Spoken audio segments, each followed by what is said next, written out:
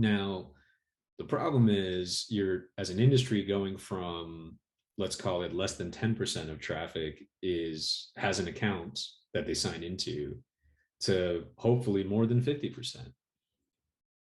That's great from the marketing objective, from CRM, right? Customer relationship management. Terrible for a storing personally identifiable information and protecting that information perspective. Because you have this sea change moment happening where the average retailer hasn't had to protect digital PII before and now does. Right. So where's the opportunity there for the fraudster? I mean, that's why I always love having you on the show, because you open our eyes to that. So like, where's the opportunity there? How are they? I mean, you can get a sense of what we're talking about here in terms of the scale, but how are they actually exploiting the opportunity?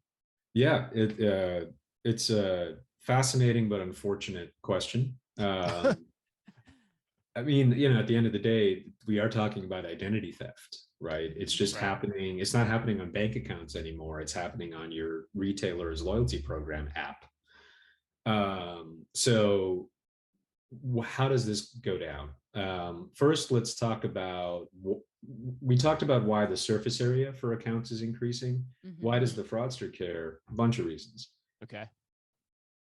In general, think of fraud pressure as squeezing a balloon. If you clamp down on fraud in one point in the shopper journey, you just push the air to other points in the journey, right? Right. It's a great analogy. Because the underlying products have value. They have an aftermarket. If I can get my hands on them, I can turn around and sell them. So because of the success of technologies like a Signifyd, fraud pressure at checkout is much more easily deflected. Fraudsters have had to adapt, right? This is organized crime. Right. Their business people. is to, so they Smart have to business people. Growth vectors. Right. The account is the growth vector. And what makes it attractive? Well, for starters, you immediately get control of currency, right? Payment information.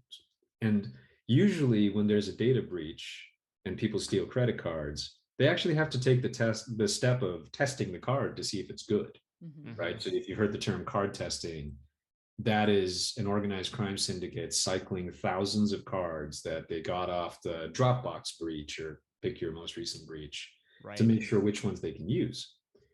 If you steal a card, an account that's tied to a retailer, the card is good. Right. And all of the other sort of social engineering people do to impersonate an identity, shipping address, date of birth, email address, phone number, it's all in there. Right. So that also makes it a really attractive target for a fraudster.